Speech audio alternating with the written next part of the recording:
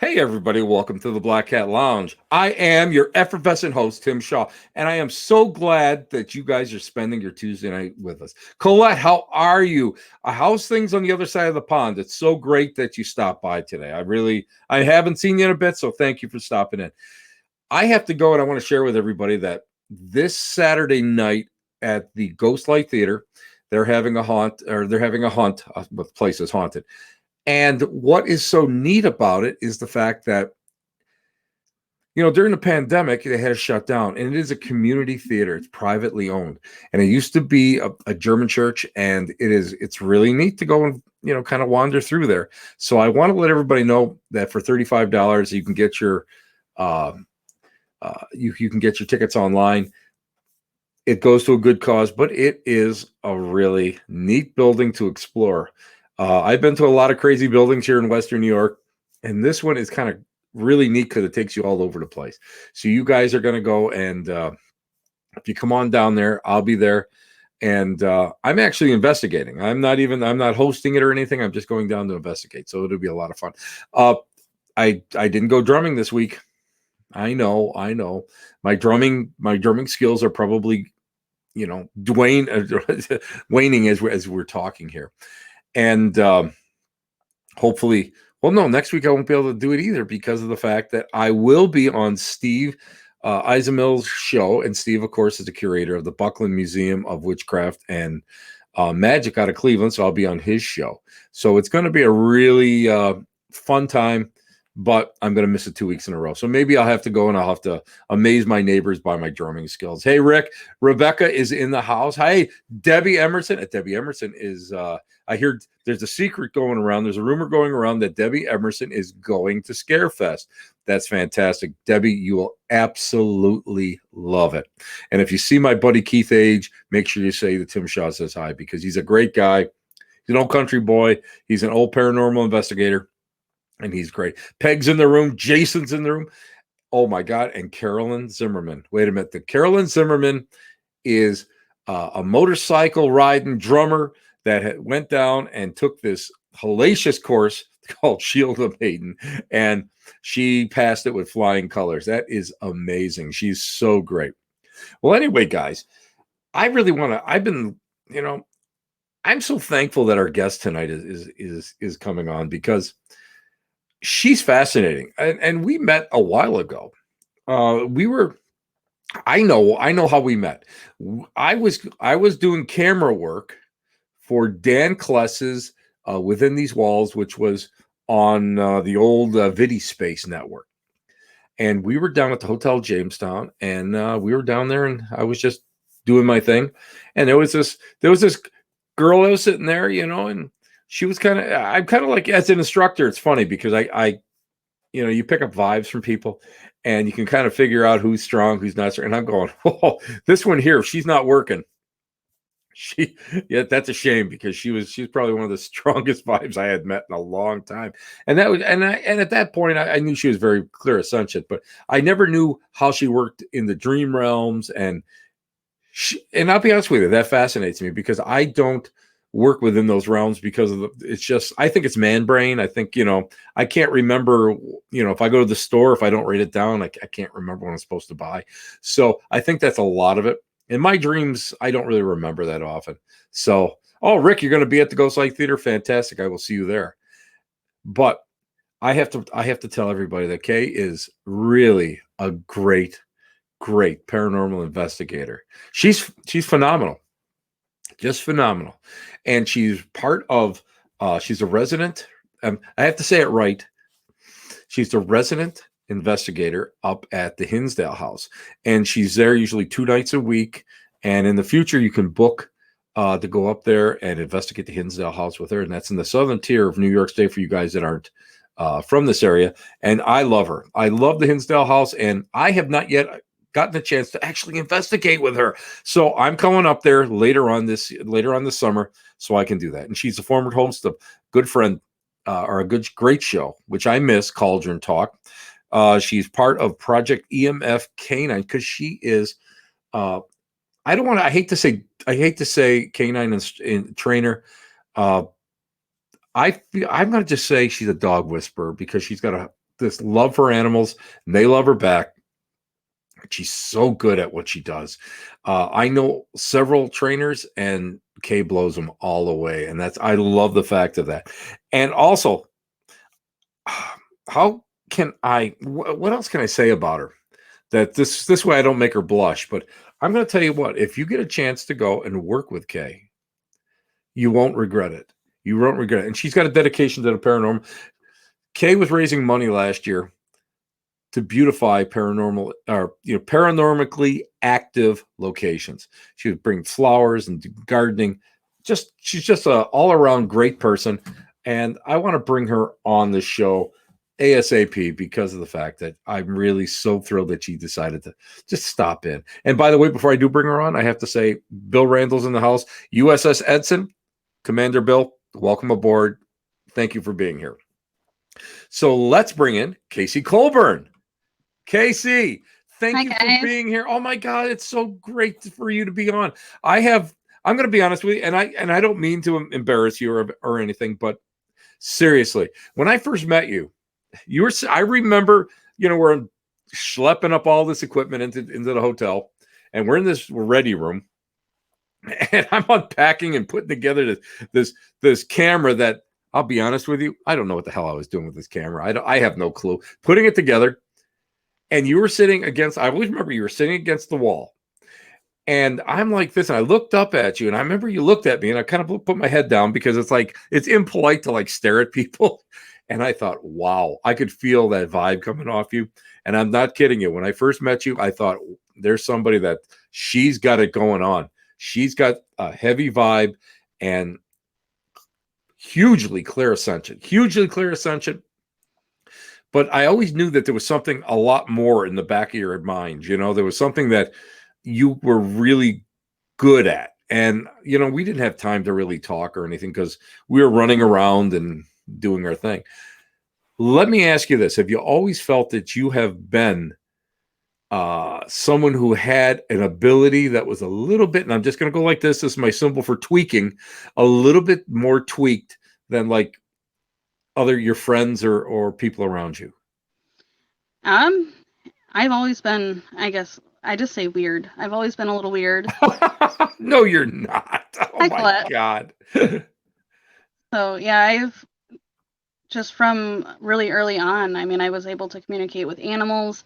Animals just seem to find me when they need me. Most recently, I rescued a female cat. She was a drop-off. I named her Pixie. And I knew just by looking at her that she was a couple of weeks pregnant. There's no way to actually tell at that stage by looking at them. She wasn't bloated or anything, but I just have this way. And so I let her come into my home, and she birthed 2 kittens. And so I got to watch them grow up, and then we brought them to the Humane Society where they've been adopted. So yeah, animals is definitely my thing. And that was the first ability. What's neat is that some people seem to jive more with animals than people. And I don't know if that's something that is naturally occurring, or it's as you grow up, your influence. It's like that, nurture or nature type of argument. What do you think it was? Have you always had that feeling? Here's a better question. Have you always felt more comfortable with animals rather than people? Yes. Okay, that answers my question. That's perfect, because I see a lot of the animal psychics that actually have told that to me, where they felt more akin to the animals rather than people, and they always had problems. And it's funny that you say you always said just you're weird or whatever. They all felt the same way. Every one of them felt the same way. So yeah, you're in good company with a lot of them. Now, the next question is, Miss Kay, paranormally speaking, you like that new word I made up, paranormally? Because it's my show, so I can go and I can make up words, and then then I have to, then people use them, and next thing I know they're being used on TV. No, which is not true at all.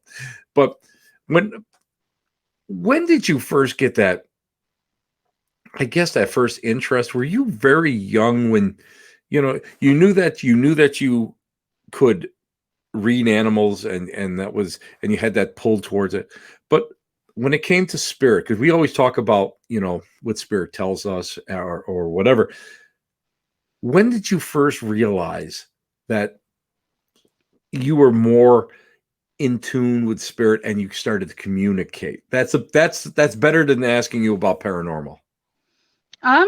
So the first time that I realized that I was talking to spirit, I don't know how long before then, but the first time I realized was actually my grandma had passed away, and she came to me, and she said, "This is what's going to happen. You're going to hear this. Don't be afraid. Don't be sad."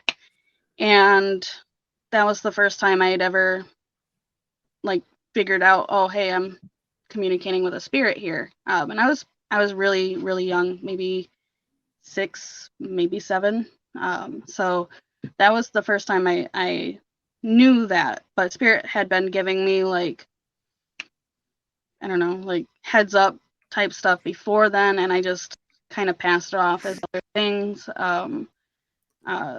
You know, when you're a little kid, you get told oh, that's probably an imaginary, friend, and things like that. And so I just kind of, oh, okay, brushed it off, just kept going on my way with it. But yeah, that seeing her and having her energy there, there was no mistaking that. Do you think that, okay, next question, trained medium, or natural medium with you? Which one are you? Have you taken a lot of training, or just something, this all comes naturally to you and you kind of feel your way through? So I have done some training, but it was only after years of working with it myself.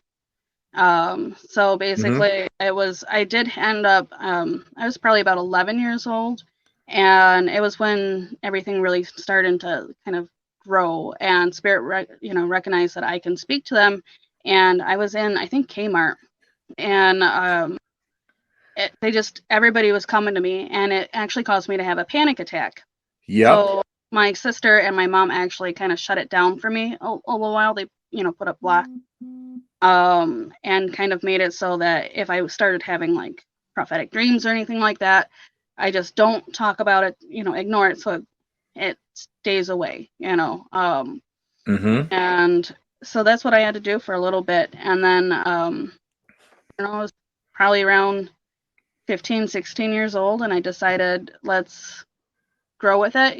My sister gave me her her pack of tarot cards, and it just took off from there. So that's it's so funny that your mom and your sister almost set up boundaries for you. They set up boundaries, how to act, how to sort of push it away for a while, but they never discouraged it, did they? No, not really. I mean, there were times when it was no, don't talk about it, but it's kind of taboo. I mean, I I was at school actually, and it just kind of organically happened that everybody, through me getting message from spirit, they found out that, hey, I can do this. And my teacher was actually kind of rotten about it. She was calling me Miss Cleo and all sorts of stuff, and just that's terrible. So it was around that time that they were like, no, we don't bring this up to anybody else. If you get a message, just ignore it. So I had the same thing. I went to a Polish parochial school, and I wrote what I actually did on my summer vacation, which was at Lilydale, and I got messages from my great grandfather and all this other stuff, and I got the note, Mr. and Mrs. Shaw, can we have a conference? And basically what the nuns said to my parents, because at that time it was all nuns that were teaching. Basically what they said was, don't tell everybody, don't open your mouth and don't encourage other people. And, that's my father told me that. And the next day I went in and encouraged everybody and told everybody what I was doing, because I was a rotten kid. But, people don't realize that you can go and you can scar psychologically somebody, and you can actually go and turn this ability off just by someone disproving it or disapproving it. And that to me has always been a shame. Now, Let me ask you a little bit about your heritage. Your heritage is Native American. You're Seneca, correct? Yes. Yeah. Yep. And I know quite a few. I did know a lot of the Tuscarora up on the reservation, and we talked about the late Pine Tree Chief Warren Sky, who was one of the very last of the Seneca teachers, and I was so fascinated by their myths and lore, and I never really realized just how deep, very deep, uh, spirituality is in the people. Did you, as a Seneca, did you have problems with anybody that when they found out that you were working like sort of as a medium, or were you more accepted as you are? So I grew up off the res. I'm Mm-hmm. not like registered as Seneca, but I mean, obviously, like my family still Mm-hmm. accepts me as family and all that. And I mean, we don't really do like clan mothers anymore. But um, I keep calling her my cousin, but I think she's my aunt. She's just there's an age difference, so but she is who would be the clan mother. And Right. I asked her, is this okay for me to learn all this, do all this? And she gave me her blessing, and a lot of other people did too. So I do have quite a few of my family members that are backing me for this. And then also spirit on the other side, I have a lot of family members who have passed on that are still with me, and they are the ones that do a lot of the guiding. So they'll say, they'll say certain things like, well, if they don't like this, that's okay. You just keep doing it. This is what you're supposed to be doing. And I did, I wanted it to be as legit as possible, Mm-hmm. cover all the bases because there is a term called plastic shamanism. Yes. And Oh, basically, I am familiar with that one. Yes, I think I've even used it a couple times myself. so yeah, I wanted to avoid that term. Hmm. I am starting to learn a little bit of shamanism and medicine work. So it is something that I have to make sure I know. I'm not. Um, I am white passing. So I don't want it to look like I'm cultural appropriating anything.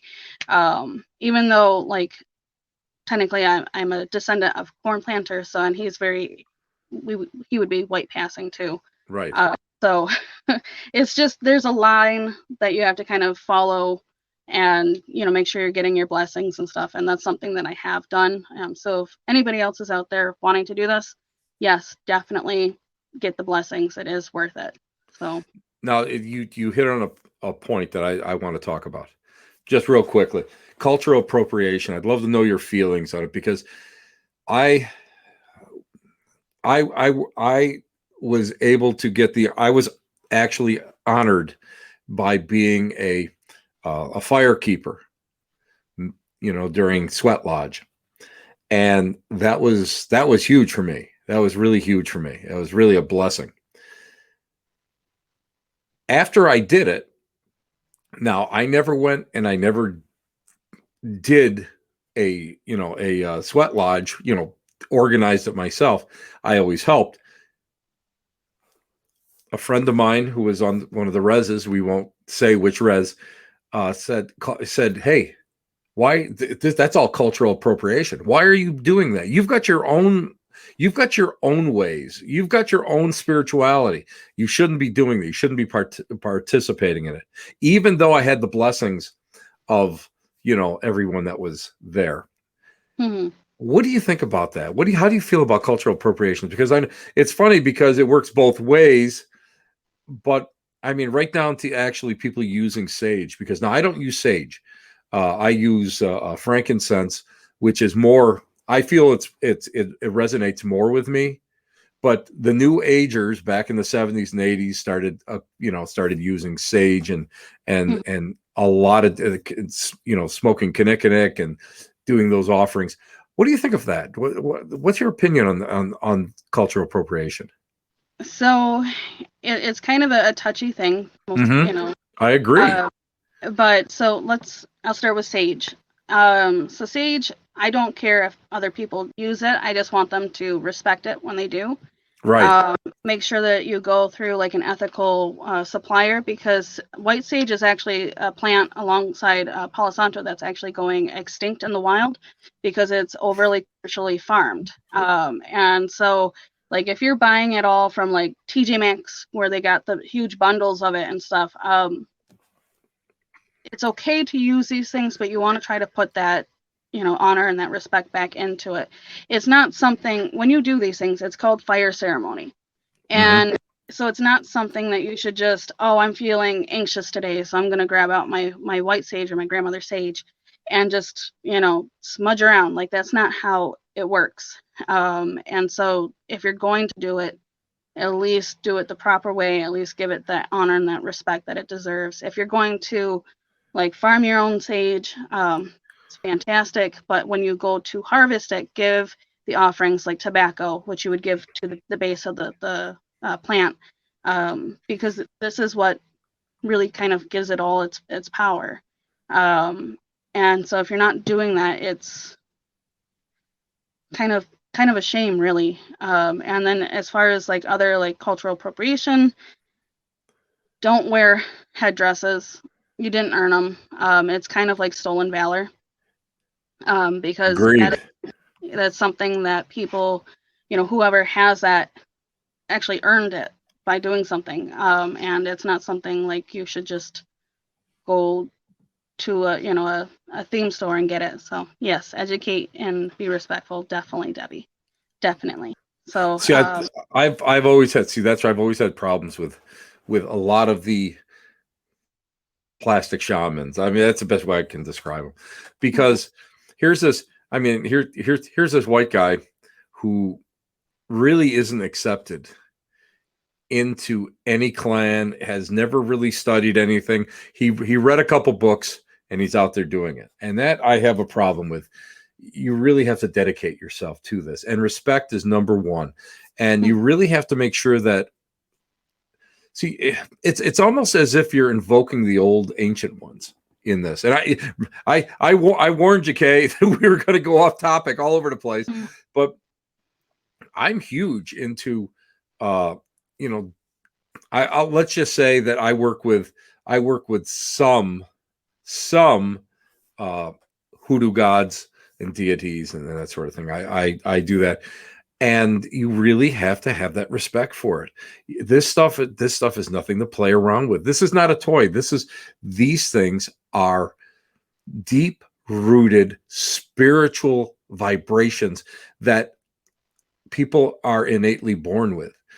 And if you don't respect it, it's not gonna, you're gonna have problems all along the way. And that's what people don't get it. That's what people don't get. And I just, if anybody, and to be honest with you, Kay, if anybody watching this show tonight walks away with one thing, respect and education, that's the two things that I really want, the thing that I want people to realize. I want people to get. Now, let's go into the modern age. Wait a minute, this is me going into the modern age. That's as far as I get into the modern age, Kay. We're lucky we're getting this show off the air today. But paranormal, you're too young for old school. You're just at the right age for new school. What? And Kay, you're such a nice person. What got you involved in this? You were making Ouija boards, which you gave me, which I have here down in my collection. What got you involved in this? What I should just say is, Kay, what's a nice girl like you walking around with an EMF detector and a recorder? What got you into this? So actually I started going to like some of the commercial haunted locations like Hinsdale, because the stuff there is a little bit more documented. I can kind of know what I'm walking into, and it's a safer way to practice being a medium and working with those other skills. So instead of just walking around completely open to spirit and communicating all day every day, it's a safer way to approach it. And yeah, that's what started it. And honestly, the first place I went to was Hinsdale. Hello, Keith. And yeah, I just haven't stopped going ever since, I suppose. It is addictive. It is addictive. Let me ask you this. You go into Hinsdale your first time. What was the experience like? And I always tell people it's so hard to do a public investigation. It's so hard because I'm used to, I mean, I've been doing this since I was younger. And for me to be able to go into a location to really work, it's got to be a private one or a residential or something. Mm-hmm. What was it like when you first walked in? What was it like when you what I guess the best way that I should ask is what were your feelings? So I'm sure that you had a couple little pieces of equipment and that, but what were your feelings? What deep inside of you, how did you feel? So I went there and I was a little bit nervous because it was the first one, and I had heard all the stories and everything. But we didn't get anything. I was like, when I first started going there, I was like, oh, this is a hoax, straight hoax. And now that I've been there more than once, and see, that's a key too. Like you might not get something on the first try, but you have to keep at it. You have to keep trying, because it's different every single time. And I now know that it's not a hoax. The house has shown itself more than one way to me. So, I mean, it's way different now. And it's just, it does call you back. And I think that's kind of what got me. And I actually have a theory too, why it didn't really show me too much. I don't think it wanted me to be scared of it because it wanted me to come back. Right. So I think that's why I had that as the first experience. That makes, honestly, that makes perfect sense. Let's continue this. We're going to take a 30-second break to go and pay for, I don't know what. Nobody pays me for being a sponsor. Okay. You want to be a sponsor of my show? Just send me a banner and you'll be my sponsor because I'm thankful that anybody comes and listens to my show. Anyway, this is Tim Shaw and we are the Black Cat Lounge and we're going to take a 30-second break.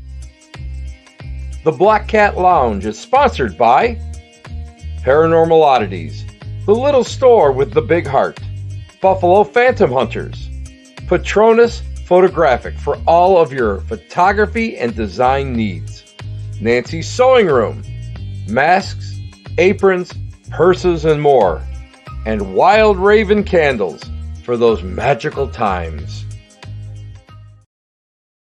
And we're back. This is Tim Shaw. You're listening to the Black Cat Lounge, and my fantastic guest today is the wonderful, the effervescent, the iridescent Kaycee Colburn. Welcome back, Kaycee. Well, let me ask you this, because we were talking about like the first time you go in, for like a public hunt. It's kind of hard because you're depending a lot on equipment. Now, with me, I'm using Ouija boards and I'm using pendulums and I'm using dowsing rods and stuff, where a lot of people are always trying to get EVPs and they don't really, they're kind of either afraid of some of the old tools or they want to rely on all the gizmos which light up and they look pretty. It's funny because I've never had public or private an investigation that's something we didn't get some kind of contact. But my opinion is that if you work hard enough, you're going to get something. Mm-hmm. Now, you go into the and you think it's a hoax, which is a perfectly legitimate. And I have to say this, you just led me on a great path. You said it calls you back. Mm-hmm. I've been to a lot of places. Hinsdale is the only location that I feel I have that call to, that you've got to come back to. I remember saying to Nick Groff and Katrina Weidman when we were filming for Lockdown, this place will call you back. And they agree. They agreed, and they were back several times. Mm-hmm. What do you think it is that calls you back there? Is it that you resonate with the property and the location? Do you think that the basic spirits there really jive with you? They really enjoy your energy. They understand your energy, or do you think it's something else? Um, I think it's actually a very unique thing. My personal belief is that it's actually the house has its own entity. Um, and I think it's just because of everything that's kind of happened there. It's just has become this its own energy, its own entity, and I think it actually it's itself kind of attracts you back. It could be because of having abilities, and anybody who's really into this is going to be a little bit more sensitive over time. Um, so it could be that because of it said that there's a landline there. There's we've got the pond. There's the energy. There's elementals. There's all this going on there. So maybe it's just kind of like a super magnet that even pulls mediums and psychics to it, not just spirit. That's also a possibility. Do you think that there's a possibility that not only is there best way okay, I'll just it's funny because we talk, okay, I've got like 1,001 every time I'm forming a question, spirits go into my brain going, ask her this. Okay, do you think that the location has a true personality, a singular vibrational frequency that attracts really people who are sensitive to it or dedicated to the field? Yes. Second question along with that. I've noticed something with Hinsdale.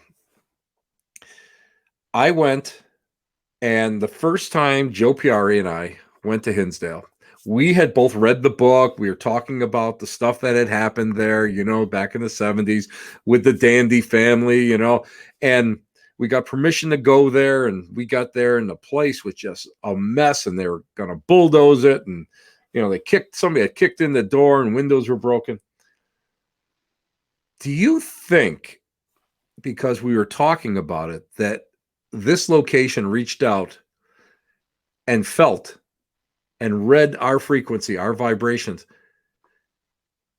because everything we talked about, we experienced that first night, that first time we were in there? Do you think that that's possible? I do. I think it is capable of a lot of things, things that we don't even really know. I know that it's very protective of me now, Mm-hmm. because of all the stuff that I do for it. I think I'm up to like 4 or 5 gardens now that I've put in for the place. And I do a lot of the like medicine work for there, because we get a lot of baby witches that come in and decide without permission that they're going to do a ritual. And so I've had to do a lot of like cleansing in that way. I never cleanse the house, but I will remove anything that was brought in from it. And we have kind of a mutual understanding. It knows that if it pushes me or any of my guests while I'm there, that it's going to get a spanking. And Exactly.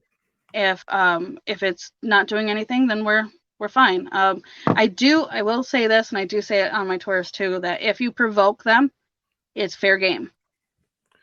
I won't, unless it's getting really out of hand, I'm not stepping in, because if you're in there and you're doing the alpha male thing, then you're gonna get tossed around. It's just how it works. I have the same like respect for my dogs. Like if a dog is attacking my dog, I'm not gonna get mad if my dog attacks back. Exactly. Not that I want Exactly. that to ever happen, and prevention's key. But if it attacks, I'm not gonna stop my dog from protecting itself. So This is something that's huge. Now, I come right out and say that I am a provoker in certain situations.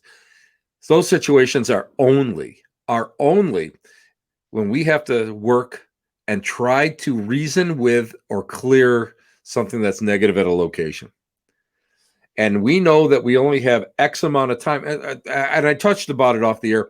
I had to go up to Sodas Bay one day, and it was just brutal. I mean, it's just brutal. It's one of those things that nothing happened, and you got to try to poke the devil a little bit to try to get that response. Because if you don't get a response, it might not be there. I mean, you have to make sure. Mhm. And I have been in the other places, and I won't say the asylum that I was in locally, where people have walked in there and they are F-bombing and doing this and doing that and saying, if you think you're this or that, come on, scratch me.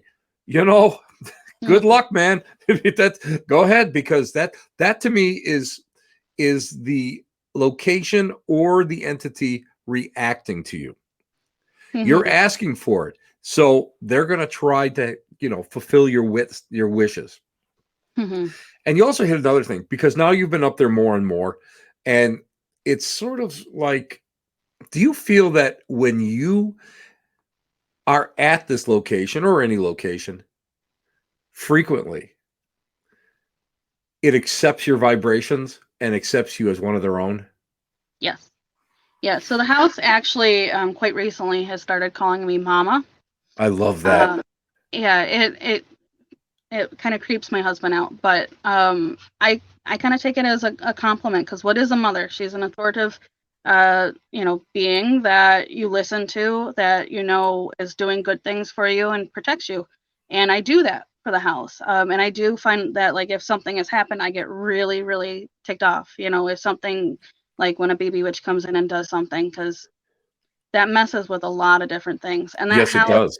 if you're opening doors, that house, like, it wants those doors to be open, um because it's elementals, it's something that they can come in and and interact with. So but the house and the spirits that are there don't want anything more there. There's already so much, so I do get very, very protective. Quite recently, on one of my tours, we were upstairs in the main bedroom, and on the SLS we could see that this woman was having, like, it looked like it was kind of beating her up. She was complaining about headache, and I said, all right, house, we don't do that here, back away from her. And I had to say it twice, and I said, well, now that I said it twice, now you have to go touch that REM pod, so I know you backed away from her. It was on the opposite end of the room, and as soon as I said that, the REM pod went off. The SLS stopped mapping the spirit, and she stopped having a headache. So I mean, it was all that all together. And then I said, okay, house, what do you call me? And it said Mama. And it was all like so much like validation all in one little like 5 minute time there. So it was definitely interesting. The house does tend to listen to me a little bit more. It does know that it can't do these things. The male energy that's there, I'll ask him, like, I'll be like, don't be rude. We've got company. Please come in and visit. And he'll hem and haw, but he does a little bit come in. But he's a country guy, so he's just in and out working constantly. And it's just is what it is. But he's not. He does get called negative a lot. Personally, I don't believe he is. I think he's just kind of like, okay, yeah, sure, I'll Yeah. be your huckleberry, like, you know, he I just, love that. It's true, because so many people, we talked about demons off the air, and mhm, so many people automatically, it's negative, it's demonic, it's this or that. The spirit just might, first of all, the spirit might just have something better to do with its time. Or if it's something that has set a pattern for itself where it worked all day long, and it's coming in to stop in to say hello and then going back to work. People mhm, don't get that. Also, whenever a spirit may be a little bit stronger, a little bit more forceful, and let's not go into alpha male or anything, but we're forceful. mhm, Uh, doesn't mean that it's negative. It just mhm. means that it's forceful. That's what always interests me. Now, Joe, Para Joe is here in the house, Hi, and Joe. Joe, and seriously, Joe, we are still praying, sending prayers your way, and sending healing your way. And one Mhm, of these days, you're gonna post on YouTube you doing jumping jacks, because you're gonna feel that good. I'm gonna tell you, but it's coming. You're coming along, and Paranormal mhm, Oddities is going to reopen, and he's shooting for the second week in July. So we wish Joe all the best, and we all can't wait, because we miss the hell out of you, man. We really do. mhm, But Joe has written, the energy seems lighter than it was there 10 years ago. And he wants to know do you feel that the energy has changed in the house? And again, Joe and I went in there in 2011, and that was a whole different animal. I mean, it got heavy. And I mean, during the day, it wasn't bad. It really wasn't. But dusk, it just got very oppressive. And I mean, Joe and I are not people, we've had experience. We're not these type of people that jump at this stuff. But it got heavy. But the last few years, it seems that it's like a lot more at peace. It's happier. Do you think that's possible? And have you noticed anything different like that? Yeah. Yeah, it feels much more homier. Again, I feel really safe when I'm there. I'm still cautious because always be cautious, but I don't allow anything to take like control, like fear or anything like that. That's a lot of power to just hand over to something. But it's very lighter. It's almost zen, almost like it's like my relaxation place. Like I go there to relax and unwind, and it takes it right away from me. So if I'm feeling stressful or anything, I can go up, do some gardening, and then I feel so much better. But I've also, again, I think everybody who's had really good, interactions with the house that are a big supporter, I think they're the ones that are going to feel that energy shift. But the ones that are coming in and they're doing things that they shouldn't be, or they're trespassing, they're not going to feel that, I don't think. But Agreed. Yeah, it definitely has changed. Even Doug, who didn't really like it in the first place. Poor Doug. Poor Doug. Yeah. I love Doug. Doug is such a great guy. You got a good guy there, because there's not a lot of Dougs that would be putting up with you running around at haunted locations and stuff. He's great. Mm-hmm.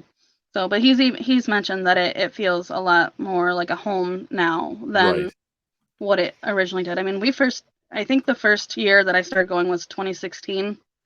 So it's been some time now. So. Oh yeah. And Jessica has written, I loved watching you speak Seneca at the tree, to let them know that you were going to bring tribal spirit offerings. That's important, because I mean, people don't get that. I'm a firm believer in that. It's something that Mike Bestine, and he's in Algonquin, and he was instructed by the late Mad Bear Anderson, who was a big medicine man. You have to leave gifts. You have to be respectful. And boy, I'll tell you what, I think by you doing that, you touched not just the spirits that are there, but the actual the spirits of the land and of nature, which is so important. So important. So I give you a lot of kudos for that, Kay, because people don't get that. People don't, it's sort of like, and I hate to say it, but it's like this white mentality where they put blinders on and they don't think about what's important, or perhaps what the land needs to be respected. And I think that's a big part of it. So good for you. And I usually, with my offerings, I'll do like sweetgrass, tobacco, ceremonial tobacco. You can use like from a cigarette, but I prefer to use natural stuff. Yeah, I use Connect that friends of mine have grown from traditional seeds, and they send it to me. So yeah, I always try to find something of that nature. But I've also, like, I'll ask spirit there, either through a spirit box or just physically ask them, and I'll say, what is it that you want? And one of the last times it said pizza, and we had ordered pizza, so I was like, hey, I got that. So I've done like weird offerings too, like a pizza offering. I did a cherry pie offering. That was around Christmas time. So now, when you say offering, what do you leave a piece outside, or do you bury a piece? What do you do? How do you perform the offering for that? Leave the offering. So generally, I'll do them by myself. It's not like very theatrical or anything like that. Oh no. But for food, what I'll do is I'll actually dig a little hole, and then I'll smudge the hole, and then I'll give sweetgrass offering to it, because that brings in positive energy, that brings in positive spirit. And then I'll put the food in and cover it back up, and just kind of I put it in a place that isn't going to be disturbed easily or anything like that, that shouldn't get trampled on.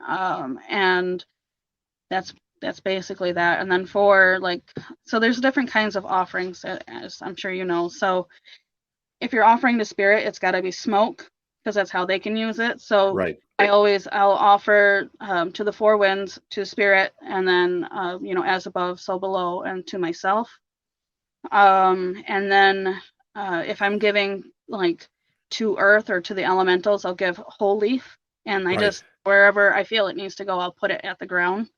And that's how you do that. So a lot of different types of offerings, but everything is all positive. It really does come down to intent, and knowing what you're working with, So a lot of people don't know that you can use sage as an offering, but you can. It's one of our first sacred herbs.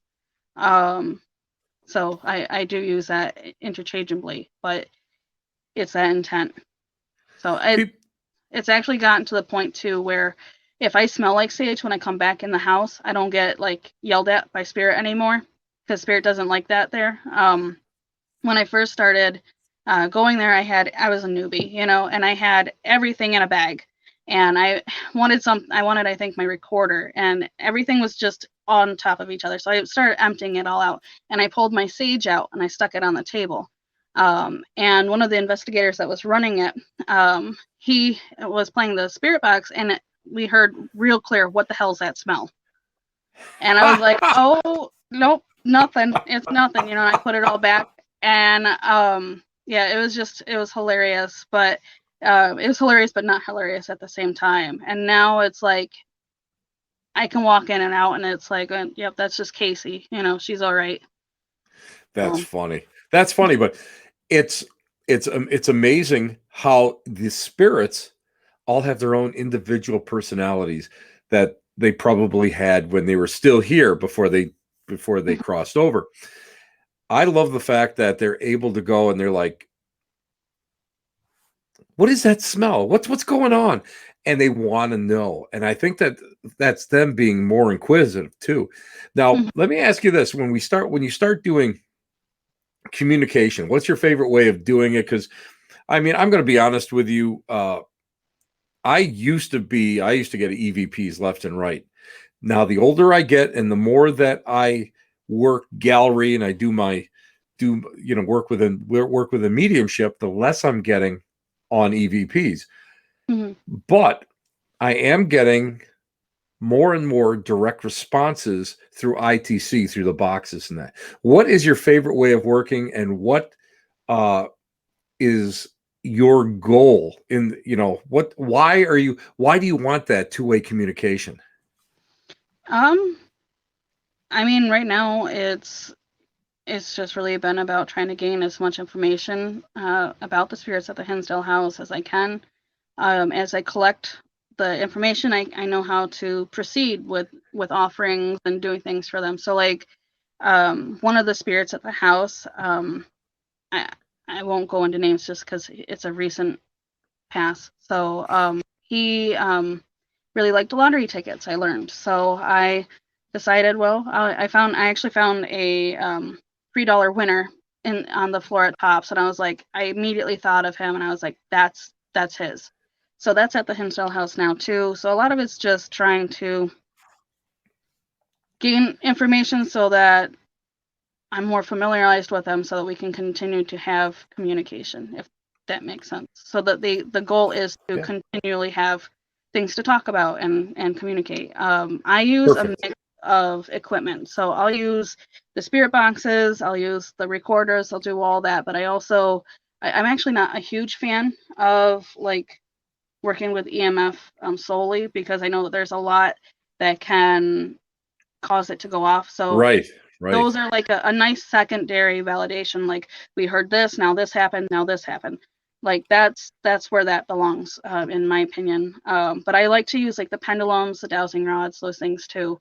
My number one thing though is me, and so I'll work with my stuff. But when I'm doing like a public tour, it's kind of hard to give that like validation to Yes, Right. because they're like, well, she could just be making it up, They don't know me, and that's fine. So I like to use a lot of the other things. That's why I always look for intelligent responses and things, and I explain that to them too. So they get to kind of learn a little bit how to do an investigation when they come on the tours, Right. because I do feel like that's important.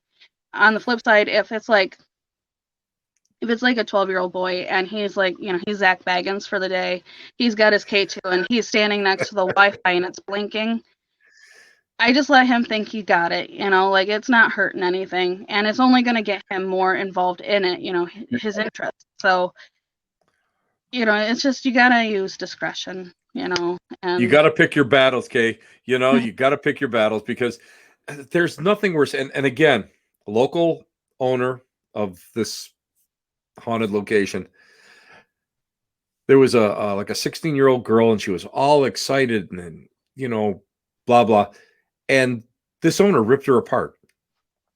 And I thought to myself, that's no way to act.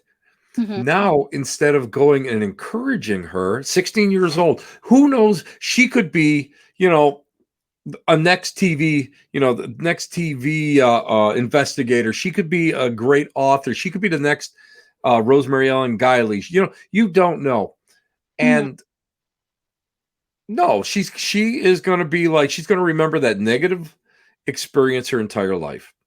So sometimes, even though we know that it's not what they think it is, it's sometimes it's far better to just let it go, especially with a kid that is 12 years old or whatever, to just encourage him. Because I remember even myself being 12 years old and in and out of Lilydale and doing, working with the Spirit Rescue team and everything that was there.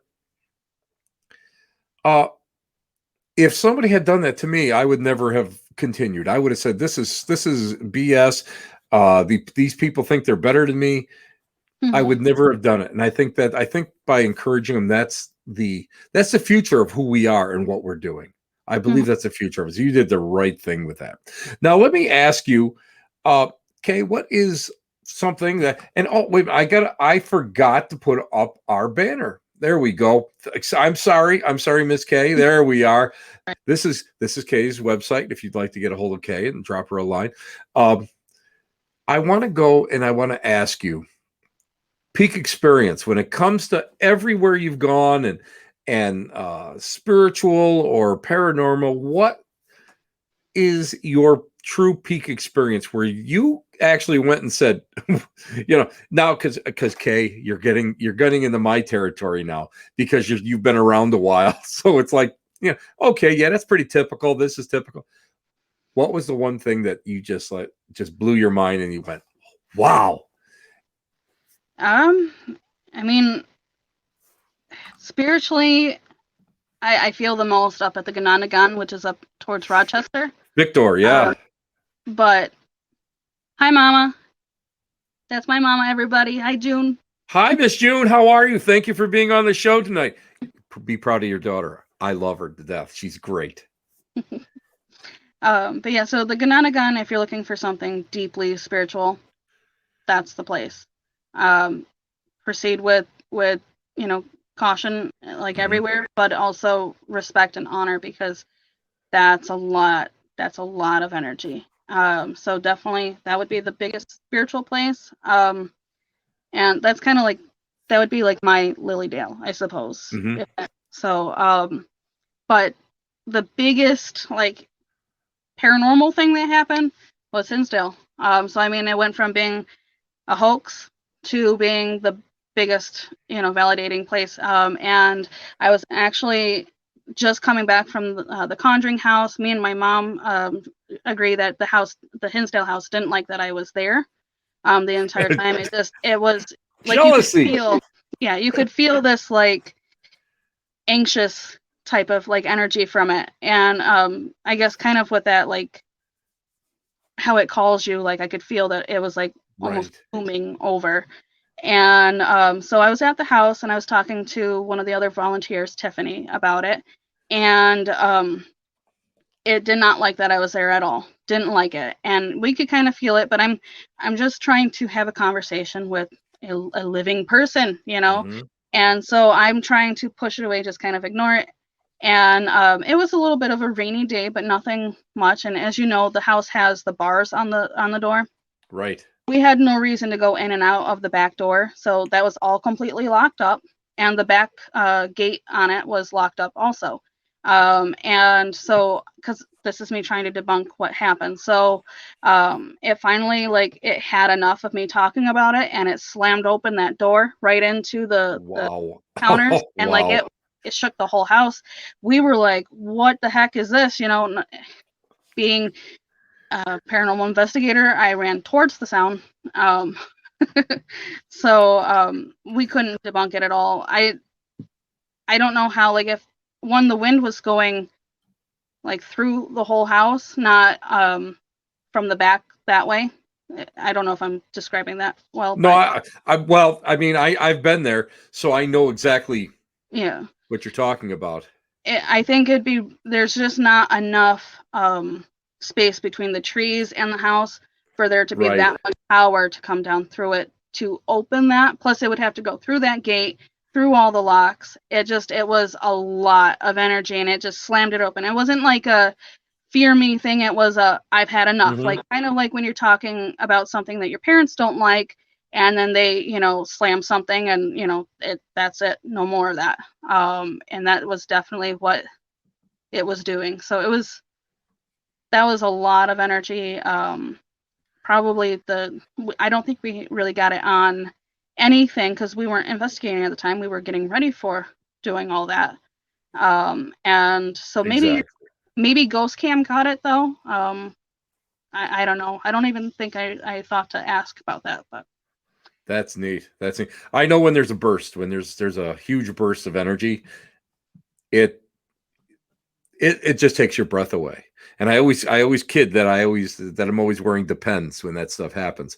But it's true because it's always when you're not prepared for it. It was like Wildwood. I walked up on the second floor, didn't feel anything metaphysically, spiritually, didn't feel anything, just dead calm. Walked up there and there was a shadow person. Like I got up off the stairs, walked into that back room, and boom, there was somebody standing there.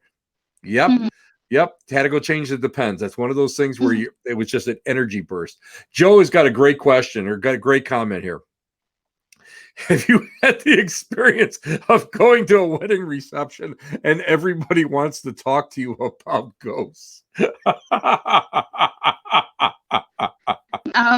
No, not a wedding reception, but now it's like pretty much any like family function or anything like that. Like it's a pretty good thing. I'll be standing in like Dollar Tree and people come up and want to talk to me about it. Yep. It's I definitely, love that.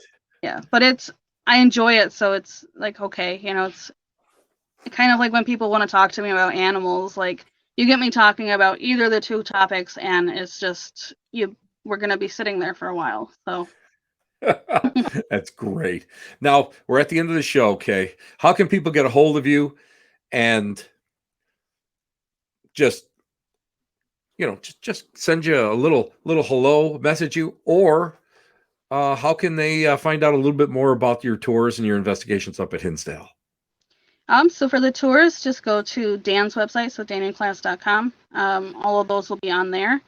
And then for mine, you can either go to KayceeColburn.com or just follow me on Facebook or add me on Facebook if you want. And yeah, that's pretty simple. You're like me. Keep it simple. Mm-hmm. I have to keep it simple, stupid, because of my man brain. Kaycee, thank you so much for being on. You know what? You're a true delight. You're a true delight. And really, I am so happy. I'm so thrilled that I was able to meet you when when I did. And I am, you know what? I can look back at you now and I'm so proud from as far as how far you've gone. I mean, in such a short time, and you're so dedicated to what you do. I mean, I can't think of anybody else in Western New York that really has that dedication and that passion for what it is. And that's what I love about you. Just stay on the line for a couple minutes. I'm going to say goodbye. We'll do our outro And I want to thank you properly off the air. So hold on a minute, Kaycee. Thank you so much. You're just so wonderful. Bye. Thank you. And that's Kaycee. Isn't she great? I mean, I gotta tell you, I was so thrilled when she wanted to come when I asked her to come on the show, and she said yes. But her dedication is wonderful, and I want to tell everybody out there, seriously, if you want to go and just experience the Hinsdale house, not hardcore, go out there, get the breather of it, get the vibration of it, be able to go and just feel and do a little investigation while you're up there. Kaycee's the one to go with. So anyway, I want to thank everybody for being here on this Tuesday night. You're here at the Black Cat Lounge where the elite meet next to the dumpster transfer station because that's the coolest place in town. We will see you so soon in a blink of an eye. And in spirit terms, that means I'll see you next week, Tuesday. Ciao, babies. Love you all. Thank you again.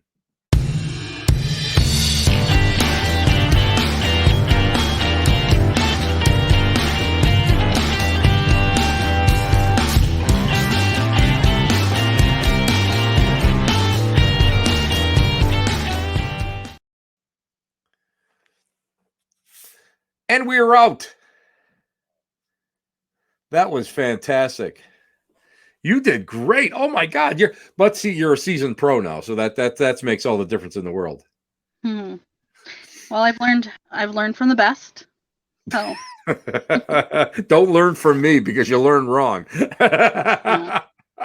guys, I've got quite a good bunch of people that I've learned from, and yeah, you're definitely